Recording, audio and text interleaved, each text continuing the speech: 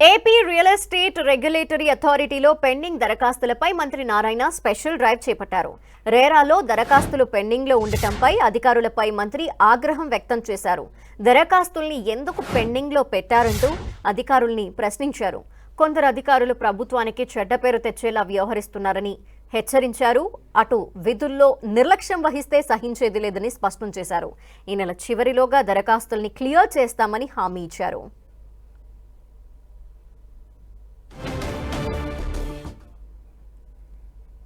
ఎందుకంటే గత ప్రభుత్వంలో ఎన్నో ఇబ్బందులు పడ్డారు. ఆ ఇబ్బందులన్నీ ఓవర్కమ్ కావాలంటే ఇది చేయక తప్పలేదు.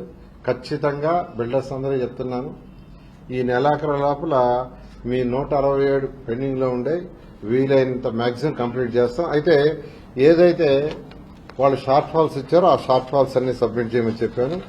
ఇది ఎక్కువగా ఆఫ్లైన్ లో జరుగుతుంది. ఇది కూడా నెలాఖరు లోపల 100% ఆన్లైన్ సిస్టమ్ తీసుకురావడం జరుగుతుంది. అదేవిధంగా టీడీఆర్ బాండ్స్, ఈ రాష్ట్రంలో టీడీఆర్ బాండ్స్ ది మేజర్ సమస్య అయింది. తణుకులో జరిగిన అవకతవకలతో ఈరోజు ఆ టీడీఆర్ బాండ్ని యాక్చువల్గా ఆపక తప్పలేదు.